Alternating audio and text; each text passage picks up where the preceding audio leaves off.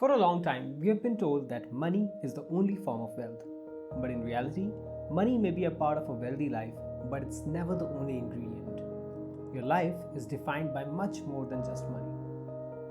So, this is the core message behind this beautiful book called The 5 Types of Wealth by Sahil Bloom, a transformative guide to design your dream life. Now, I have a habit of reading at least 3 to 4 books every year, but 2025 was different because I focused on just one single book. Because the moment I picked up this book, I realized that this is something very special. It's filled with practical examples and simple methods which can help you design your desired life. So I applied these ideas in my own life throughout this year, and I've got some amazing results which I would like to share in today's video. So, according to this book, the 5 types of wealth are time wealth, social wealth, mental wealth, physical wealth, and financial wealth. In this video, we will first understand what each of these types of wealth means. Then I'll share one or more actionable principle for each of these 5 types of wealth. So let's start with the first one, that is time wealth. The author introduces the concept of time billionaires. For example, 1 billion seconds is roughly 30 years. But when you're around 20 years, you have almost 2 billion seconds ahead of you. And by the time you're 50, that number drops to about 1 billion seconds. But unfortunately, most people do not see time as wealth at all. But let me prove my point with an example. If given a chance, would you trade your life with Warren Buffett? He's worth around $130 billion. He has access to anyone in the world. He can live in luxury, fly in private plane, read all day, and can do almost anything he wants. And yet, you still wouldn't trade your life with his. Why? Because he is 95 years old. There's absolutely no amount of money that can make you trade your life with his. But on the other hand, if given a chance, he would probably trade all of his millions just to be of your age again. Now that goes to show that how powerful and priceless this time wealth is. And yet we ignore it on low value activities that pull us away from the things that truly matter. The irony is, time is something that we never think about almost all of our lives, up until the very end when this is the only thing that we are left to think about. So according to the book, there are 3 pillars of time wealth. The first one is awareness. This means understanding 2 things. First, that time is limited and always running out. And second, being honest about how you spend your time every day. Once you have awareness, the next step that comes up is attention. This is your ability to focus your time and attention on the things that matter the most and ignore the rest. And finally, the third pillar is control. This is where you genuinely have control over the things that you want to do with your time. Now, most of us say things like, but I have a job, I have kids, I have responsibility, I don't have control of my life. And that is true to an extent, but the point Sahil makes in this book is that control is the final point. It comes in the end. We may not have the full control over our time right now, but we can always have more awareness, and we can definitely improve where we place our attention. For example, if you look at your phone screen time, you'll realize how much attention goes to things that don't really matter to us in the long run. If we truly had awareness that life is short and time is our most valuable resource, we wouldn't be spending so much attention the way we are currently doing. And once you gain that awareness and start putting attention to the right things, you naturally move closer to the third pillar, that is control. So this is Memento Mori calendar. This is Latin for remember we must die. I've been using it for the past 2 years now. And each box in this calendar represents 1 week of your life, and each row represents 1 year in your life. So basically there are 80 rows of 52 weeks each. Basically the purpose of this calendar is very simple. Each time when I fill up a box, it reminds me of 3 things. Number 1, that life is short. Secondly, time is running out. And number 3, that I should do something intentional with my time instead of just wasting it. So I made this calendar on Canva. I'm going to give you the link in the description where you can edit it according to your own age, and then you can download it for yourself. The next type of wealth is social wealth. Now the book shares some really interesting graphs of how people spend their life. Time spent with family. The time spent with your parents and siblings peaks in childhood and declines sharply after you reach age 20. As you leave home and get caught up in your life, you often fail to recognize that the time you have remaining with your family is so very limited. Cherish these relationships while you can. Time spent with children. Time spent with your children peaks in the early years of their lives and declines sharply thereafter. There's a devastatingly short window during which you are your child's entire world.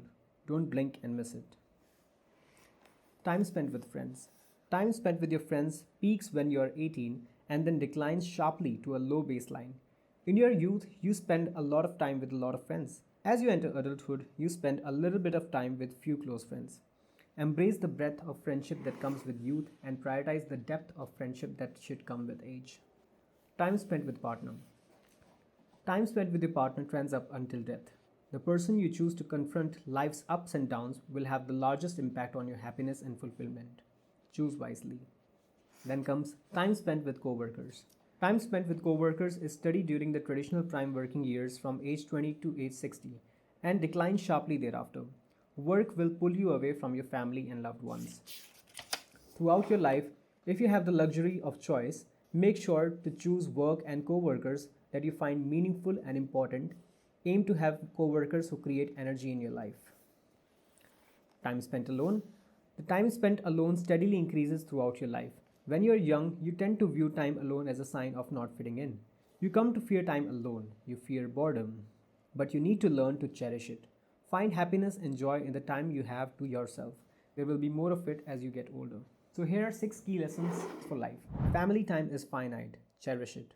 Children time is precious. Be present. Friend time is limited. Prioritize real friends.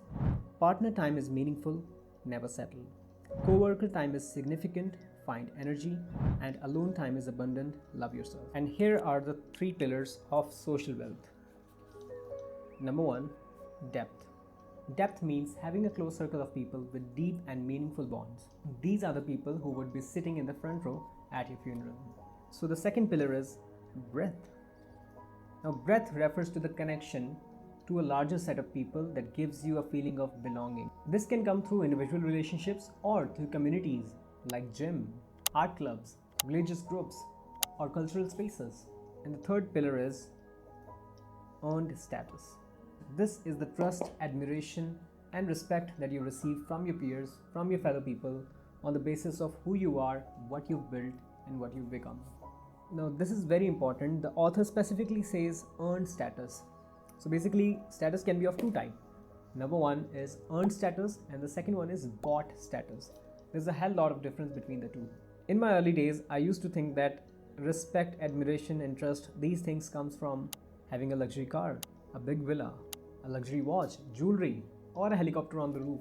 But these are all the examples of bought status. On the other hand, earned status is completely different. Examples of earned status is the freedom how you choose to spend your time, meaningful work and mastery over one skill that you have obtained from years of hard work, a strong fit and healthy body that you have developed through discipline, movement, and good nutrition. Bought status is temporary. It may raise your position for a moment, but as soon as the next level appears, you'll be back at the bottom again.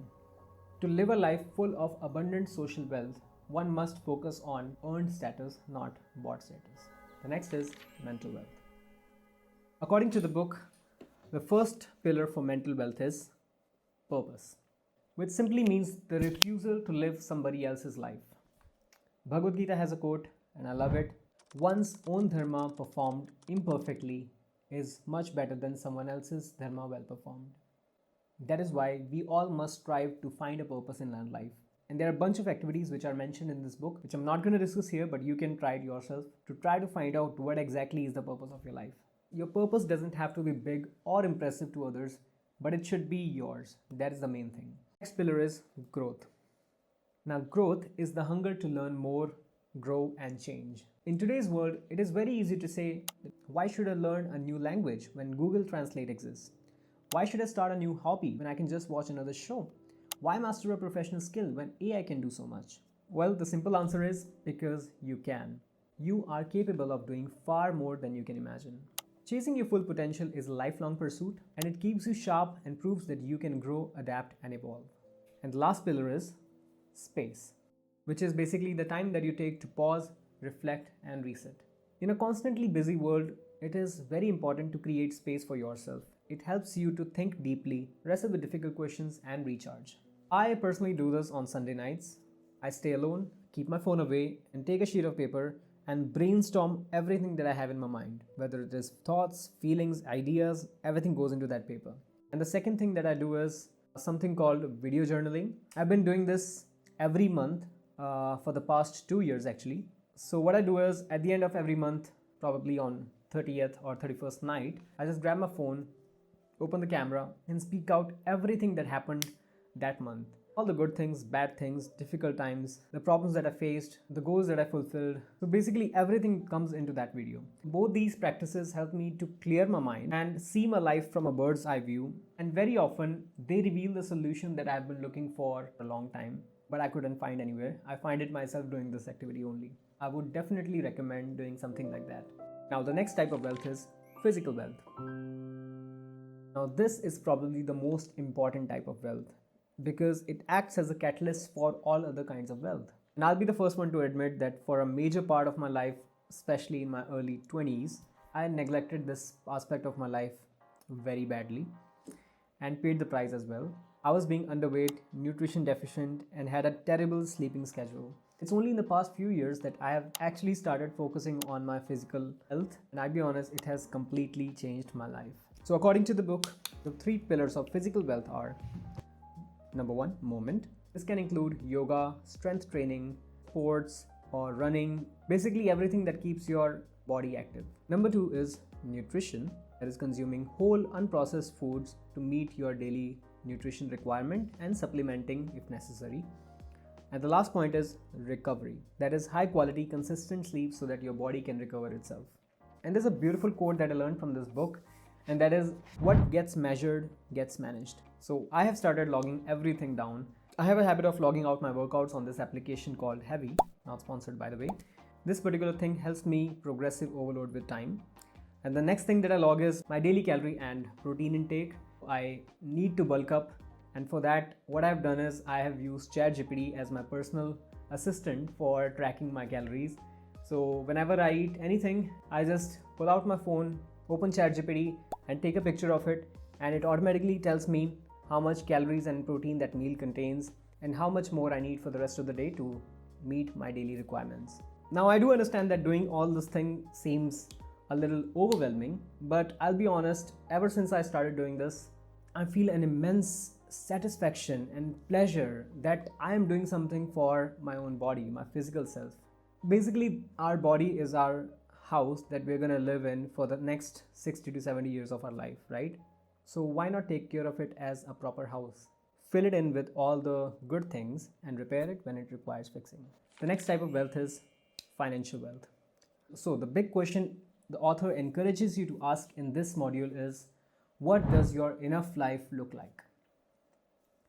Think about it. Where do you live? What do you own? What are you and your loved ones doing? What are you focusing on? And how much financial cushion do you have? Once you define your enough life, you can focus on the 3 pillars of wealth generation. Number 1, income generation, which basically means creating stable income through your primary source of employment, plus side hustles, and plus passive incomes. The second one is expense management, which means keeping your expenses below your income and ensuring that they grow slower than your earnings. And the last one is long-term investment, which means investing the difference between your income and your expenses in efficient and low-cost assets that grow over time through compounding. The goal is to make the gap between your income and expenses bigger over time. This means that as you earn more money, you should not increase your spending at the same rate. For example, if you earn 50,000 rupees a month and spend 40,000 rupees, your gap is 10,000 rupees. After a year, your income grows to 80,000 rupees, but instead of spending 70,000 rupees, you keep your expenses at 45,000 rupees. Now your gap becomes 35,000. This growing gap is what helps you to save, invest, and enjoy long-term benefits. Now, one area that I've been focusing on recently is the long-term investment. To be honest, I've never been good at it, but I'm consciously working on improving it. And yeah, for that, I've also ordered this book right here. Let me show you. This is the book that I ordered, which probably gonna be my next review on this channel. But yeah, anyways, this was the financial wealth. So again, these are the 3 pillars for all 5 different types of wealth. Feel free to pause and take a screenshot. Now, a very common question that arises is, how do we keep all these 5 areas intact? I mean, how do we manage all of them at once? To answer this question, the author introduces the concept of dimmer switch. We often believe that life works like an on and off switch. We think that if we focus on financial wealth, we must turn off family, relationship, health, or any other areas of our life. But that belief is flawed. In reality, life works on dimmer switches. Each area of our life can be turned up and down, but it should never be completely switched off. Even a small effort, anything above zero, compounds positively. For example, during a phase when you are focused on building your career, your work dimmer might be turned high, but that doesn't mean your health or relationship go to zero. You may not work out every day, but you still have time for short walks. You may not meet friends often, but you still can make a weekly call. Over time, these small efforts add up and prevent long-term damages. At different ages, you will go through different seasons of your life, where one type of wealth needs more focus than the others, but never at the expense of ignoring the rest. The goal is to balance everything over a lifetime, not the perfection every moment. Now, there's an interesting quiz in the book where you can answer 5 questions for each of these 5 different types of wealth, and you can get a scorecard at the end of the quiz. When I started this book in April, my score was 56 out of 100, which was pretty bad actually. But after applying all these principles in my life throughout this year, I took that quiz recently again, and I'm feeling very good to announce that that score has gone up to 85 now. So it's 85 out of 100. I'll link the quiz below so that you can also try this quiz for yourself. So that's it. This was the end of this video. Now, I know this was a long video, but believe me, there's so many things that I still couldn't cover in this video, but I wanted to. But I would advise you to definitely read this book, and believe me, you won't be disappointed. So that's it for the video. If you enjoyed this video and learned something from it, please give it a like and subscribe to the channel. I'll see you in the next one.